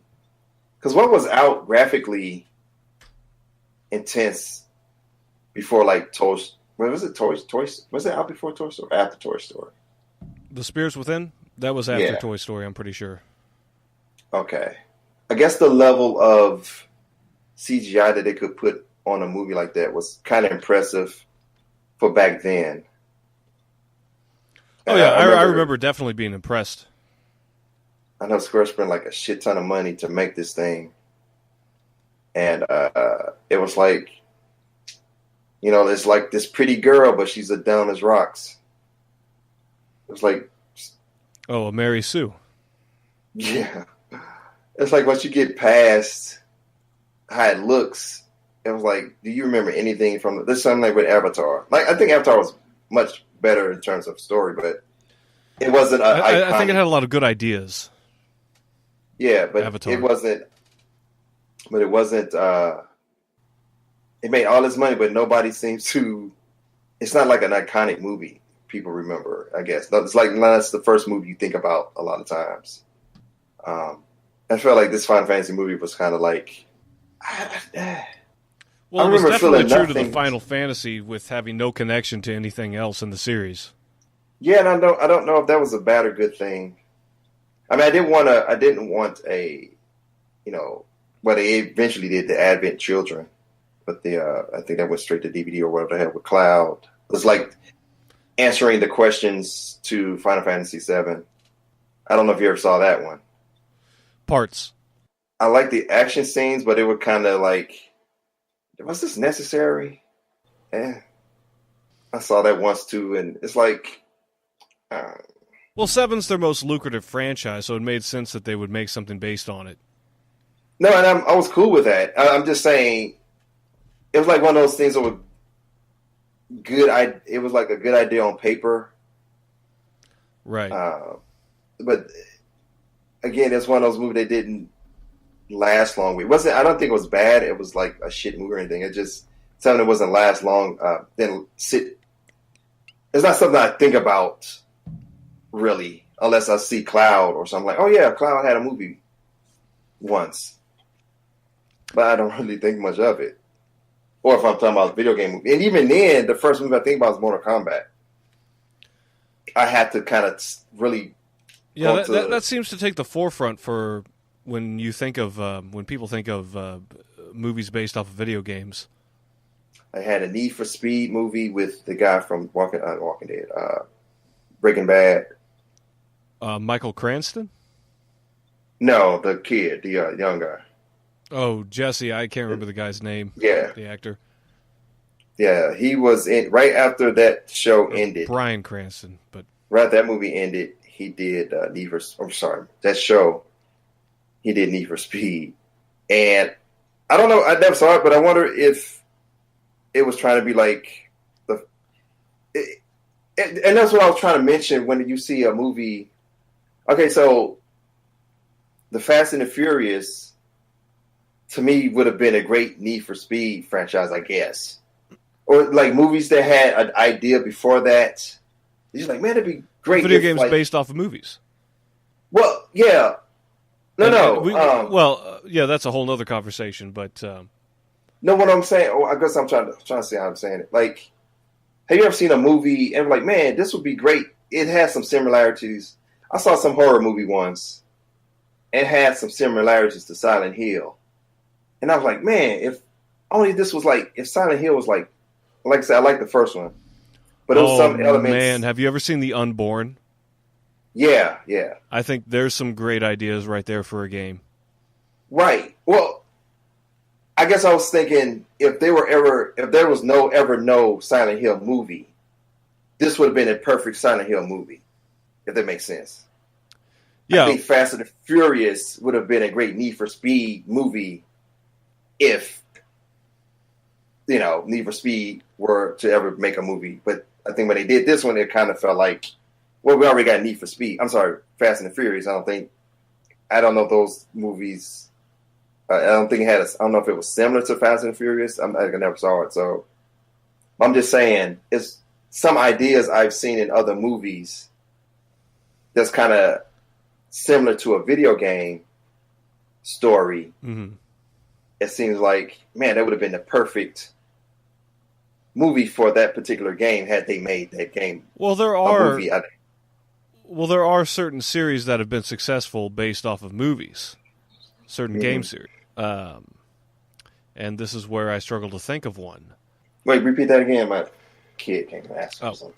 I said, well, there have been games based off of movies which have proven to be successful series, but I'm drawing a blank right now. But I know they're out there.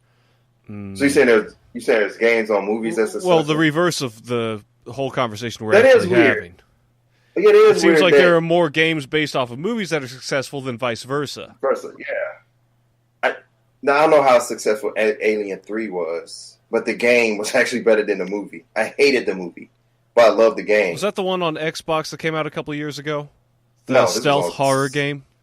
No, this was on Super Nintendo. Oh, okay, we're going way back.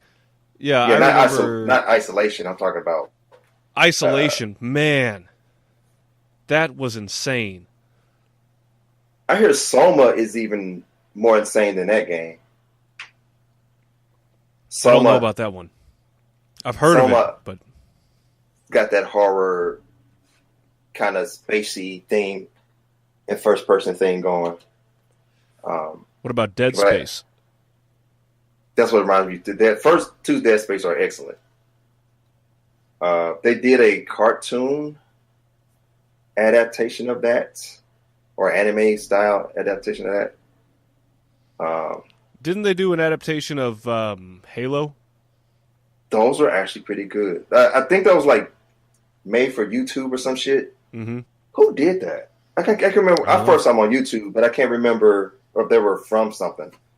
There was a live action one that I saw, and there was a CGI one I saw. Halo walks that fine line where you have good material for a game and you have a strong plot for a movie. Yeah. You got a strong plot, you got strong characters, elements.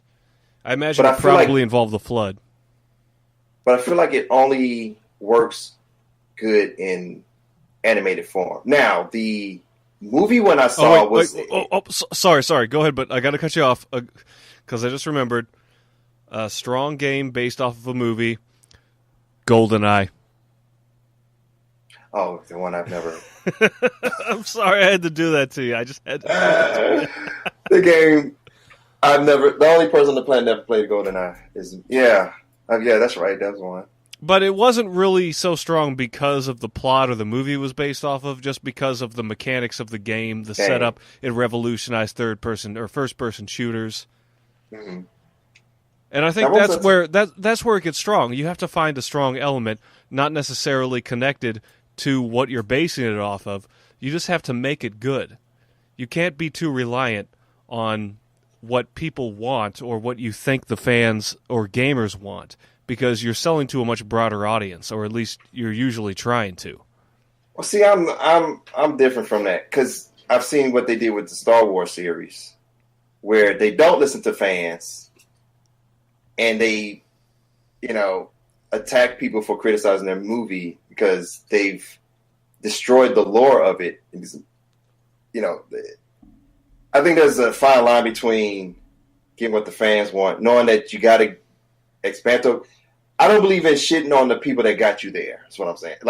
Oh, absolutely. I'm a stickler for the source material, although I do know you have to change some things to appeal to a wider audience. But in general, I don't. People don't seem to be able to I balance agree. that well. I agree with staying true to the people that got you there. But if the people that got you there were favorable of your stuff because of the gameplay, say if you're making a game, but if those same elements wouldn't work in a movie, then I think, unfortunately, if you betray them, maybe that's too strong of a word, but if you try and build on an element, say you're taking a game that they loved into a movie, mm-hmm. I think, unfortunately, sometimes it's a necessary evil, if you want to call it an evil. I think it's something that has to be done.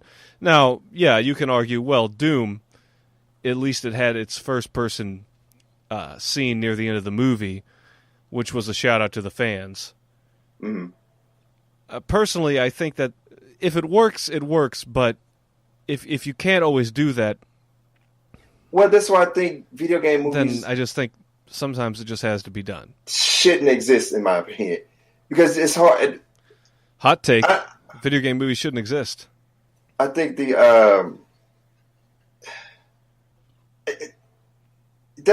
different from like comic book movies where you got video game because you're playing characters. Mm-hmm. I think that's a whole different beast than a movie based on a comic book, or because your game is meant to be played. The game doesn't necessarily have to have a story or anything like that, because you're more focused on playing the game. Story part is just kind of the icing on the cake, depending on. I mean, if you're RPG, of course, you want story is more important. When you're just playing a game like Doom or something, I don't really give a shit about the story. There's that lore about it, and then that's all. Like that should kind of be trying to make a whole movie out of that. I don't know how you do that without.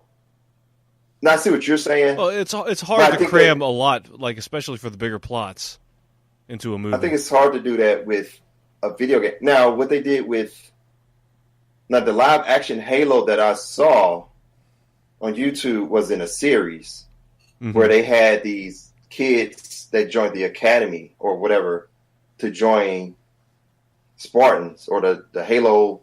They actually did a good job of the elite. Yeah, doing that. And then towards, I think, the last few episodes, they showed the, fuck is the aliens called? Anyway, I like the build-up they had towards the end where they actually had to fight the enemies. And it was cool how they showed the enemies in there. And then Master Chief was like towards when he came in and saved everybody, saved some of the kids. That was pretty good way they did that. And then the CGI Halo I saw. This one I had on the Xbox 360. If you had the Xbox Halo app thing, because they kept updating it with like Halo stuff. If you had the game, it was all free and stuff. But they did like game updates. They also had like the story elements. They had some animated stuff with the Halo universe. So that was pretty cool how they did that with Halo. And I think because Halo is already kind of science fiction-y, I think you can always do something with that. And this is one of those Some things of the you more just broad genres, you have more room to work with.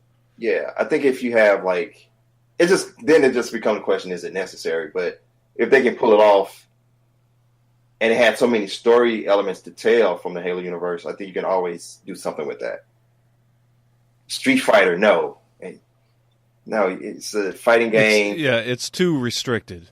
You're locked into certain a certain narrative, certain characters.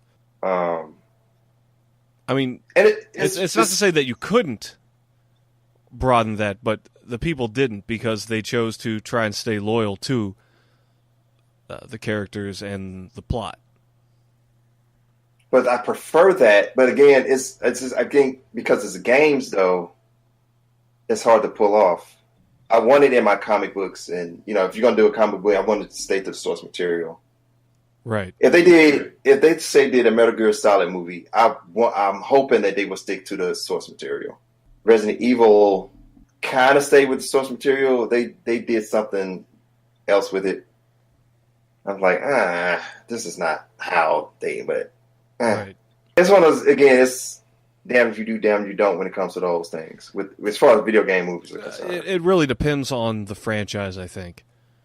Like, I can't imagine you trying to do what it actually is to be announced, a Minecraft movie. What the hell are you going to do with that? Anything.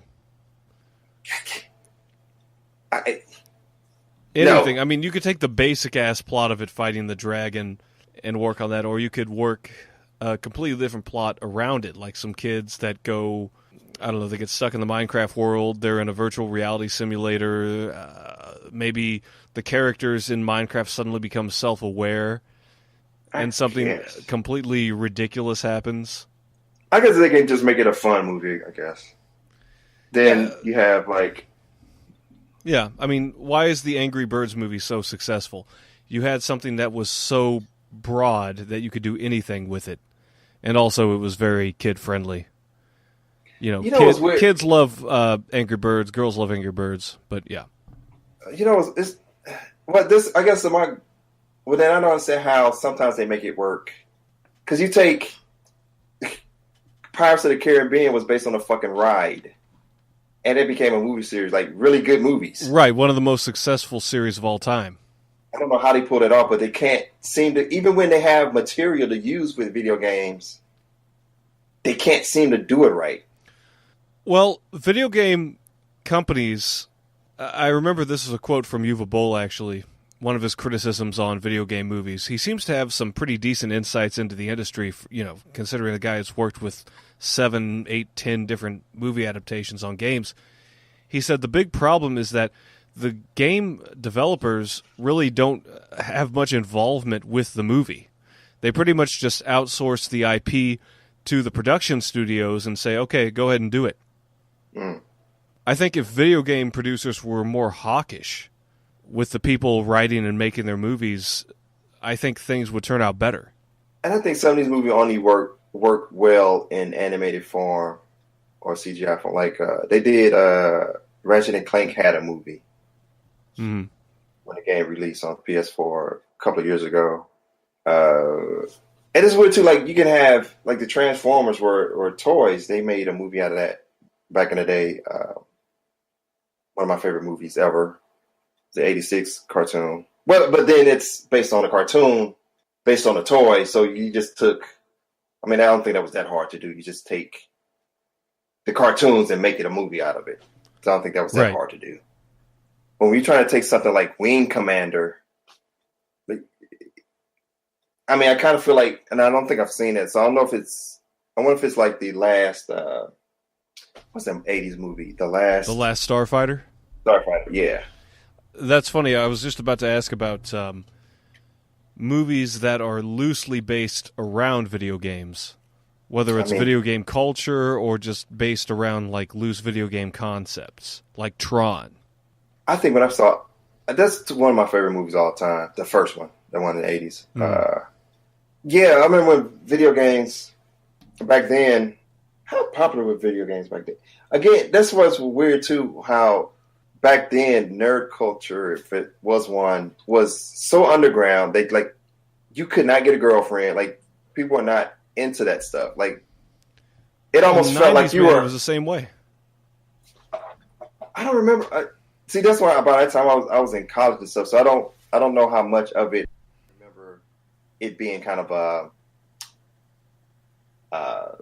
I mean, I do remember the occasional put those games down or you won't get a girlfriend. But I not like it. What I remember in the 80s, it was kind of like being a nerd was like being a Republican. It's like you don't, no. And nerd was like the most offensive thing you could call somebody. And now it's kind of like, and again, it was it's mainstream. Yeah. And they're trying to fuck that up. I'm not into the SJW part of that, but still, it's kind of like, it was kind of like that's a guy thing. You can't get a girl. And it's weird that how everybody wants to get into nerd culture now. And it's weird times now. But yeah, I remember back then that was a weird thing. So when you see a movie like, Tron and The Wizard. Oh yeah, The Wizard. Now what was that? Was that 80s or early 90s? Let's see. 89. Okay, it's the 80s. And then you had... I mean, that movie was basically just a... Well, I've never seen it, but... I mean, Mario 3 really seemed to carry that movie. See, I remember... I just had thought... shit. Now you had the cartoons based on video games. You had... Oh shit, Sonic the Hedgehog. Sonic, then you had Mario. But before that, those, I remember watching Q*bert and... Captain N. Captain N. Captain N. Fucking Captain N. Shit. Link. Yeah. Oh, the Legend of Zelda had a cartoon. Pac-Man. I think I did miss Pac-Man. Pac-Man had a cartoon. Q*bert. Donkey Kong had a cartoon. Oh, the CGI cartoon, right? No, it was one before that. It was a straight up animated one back in the 80s. Before the I didn't see that. Oh yeah, I'm trying to remember if it was part. I don't think it was part of Captain N. It was Q*bert, then Donkey Kong. What year was that damn cartoon out? I think those only lasted a season or two. Pac-Man, I think, was 2 to 3 seasons, maybe. Yeah, a lot of those didn't last very long. Centipede. But they weren't necessarily bad. But it was like, back in the 80s, they made a cartoon out of anything. The Rubik Amazing Cube. That wasn't even a cartoon. I could probably corny by today's standard, but it was one of my favorite cartoons growing up. It was just so weird. It's like a cube with a face with magical powers. I'm in. Let's see where this goes. It wasn't bad. It was first. You're talking about diversity. That was the first cartoons to have like a Latino cast. Not that that's a big deal, but it's just funny that people act like these things have never happened. People before. Right, exactly. Like it's a brand new thing. Dragon's Lair was a cartoon. I remember that. Now there's going to be a movie to be announced soon. Of course, the Pokemon movies. I only saw the first Pokemon. Man, movie. I remember the first one was such a big deal. They even had Weird Al on the soundtrack. Yeah, that was a big deal back then. I mean, my sister was into them. That's how I even knew it was a big deal. I did not like Pokemon. I could not stand it. I watched the cartoon because it was anime looking. I was in the anime real deep. But I couldn't stay with it that long. Well, yeah, no. the cartoon, I really love the cartoon. I always got pissed off with every episode because Ash was such a fucking idiot. He had no understanding of types of Pokemon. He was just hell-bent on raising Pikachu to fight everything. All right, Pikachu, go fight Onix. All right, we're at the Rock Gym. Fight electricity. Use electricity. Oh, this is great. Ash, you're a fucking idiot. You're never going to win against a rock type. Okay, well, I'll train him on a water mill, and he'll get super powered, and then he just gets lucky when the water spouts come on. Oh my god, I'm remembering all of that now. Pikachu is my favorite Pokemon, and him and Greninja and what's the bird? The fire bird. Oh shit. Moltres? No. Barba. What the fuck is his name? I think he's a newer one. Like the last. I don't know how new he is. I don't know. I stopped following most of them after Gen 2. He's in Pokken. Is that Flamekin? Yeah, something like that. It's not Flamekin, but it's like one of the evolutions. Yeah, Blaziken. Blaze. Oh, okay. Yeah. I like him. But I just started getting into Pokemon. The only reason I got into Pokemon when this was like 2012 or 13 when X and Y I think came out on the 3DS. But before then, when Pokemon Stadium came out, it was like, if I'm going to get into Pokemon at all, this is at least what I would like. Because I just hated RPGs. Pokemon reminded me of RPGs too much. I just could not get into it. It is an RPG. Well, yeah. But back then, I guess I thought it was like too kiddie. Because my little sister was into them. I saw mostly kids into them. And I was like, no, I can't. Yeah, that's all bad enough. I was out of Pokemon before you got into Pokemon. Ironically, you're right. I did Silver and Gold. I think I had Crystal, and then we're up to 251, 254. I don't remember, but my sisters. I don't remember what I discovered after that. She's got the cards. I had the cards. I still have a binder, a shit-packed binder of cards, like opened up to like a 90-degree angle because it's so fucking packed with cards. It's fucking ridiculous. And none of them are worth anything. Wow. Oh yeah, Mega Man had a cartoon by Ruby Spears where he had like muscles. I hated that design so much, but I watched it because it was Mega Man. But like, why does Mega Man have muscles? He looked just too. It just didn't look right, but it was a fun cartoon though. I watched it every Sunday. I think it came on Sundays. I watched it every time it came on, so I didn't hate it too much. I just didn't like his design, but I enjoyed the cartoon overall though. Who else had a cartoon or a movie or a show? Donkey Kong. Did Frogger? I don't think Frogger had a movie, cartoon, or anything. I don't think. If it is, I don't know about it. Oh, that reminds me. Have you ever seen There Will Be Brawl? I know the name, but I don't think I've ever watched or seen it. It's a YouTube original series. It's a dark take on Super Smash Brothers. With a bunch of original actors. It was an independent. And they're in this city, and all the characters are living in this like apocalyptic, broken minimum wage kind of life. Mario's a drunk. Oh, that. And Kirby is like a cannibal. Yeah. I have seen that before. I forgot that's the title of it. Yeah, I have seen that before. Yeah, I don't know what else to say about that, but there's a good adaptation with people that just didn't give a shit about what they were working with, or they did so much, but they took it in a very unique direction. Now, like I said, when it comes to animated movies, based on Street Fighter, the animated movie, introduced me to Korn and Alice in Chains. Well, no, I think I knew about Alice in Chains before that. Maybe. But it definitely introduced me to Korn. I think this movie came out in like 84. I'm sorry, 94. Because they played Blind at the end of the Raoul Bison is driving a truck towards him, and Raoul jumps in the air, and then it cuts off, and then Blind comes out like right after that. And I remember like fell in love with that song. Like, who the fuck is this group? And that's how I got into Korn. Because of that cartoon. Alice in Chains too. I got into Alice in Chains because they had a song on us, Bones.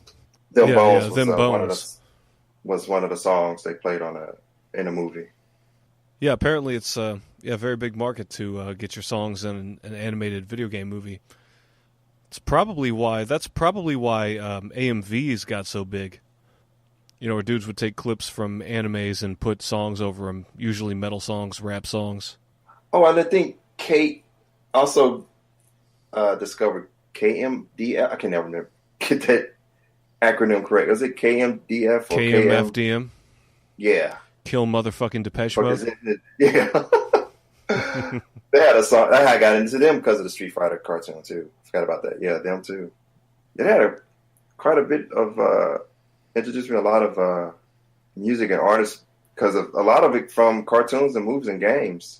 A lot of stuff I've listened to is because I've heard it from a game or a movie. Or, a cartoon or animated feature or some shit. Yeah, games are good for that, man. I actually got into Rage Against the Machine because of Tony Hawk's Pro Skater 2. And a lot of different bands because of Tony Hawk's Pro Skater.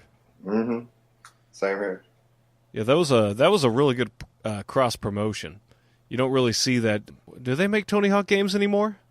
The last one, I don't know if this was a spinoff or this actually. I think they did do like a Tony Hawk 5, but it sucked ass. And I don't know if Skate is part of that franchise or not. Skate was a different franchise. And it was a different franchise. I don't even hear about that anymore. You don't hear about those games anymore. The culture, the extreme sports culture. You know, you had skateboarding back in the 2000s, late 90s. That was a big deal. You even had what was it, Dave Mirra's BMX. You even had the extreme. What the hell is that? Scooter, the crazy, the extreme scooter sports games. Yeah, sure did. So I was listening to somebody else. I guess it's probably the same podcast. This is YouTube channel I watch called World Class Bullshitters, and they do a podcast on Thursdays, and they got some after hours. So, but I listen to the guys. I watch his videos pretty daily, but I think they would just mention because they talk about games occasionally too, and I think they brought up how popular not esports what they call it X Games was a big thing. The X Games.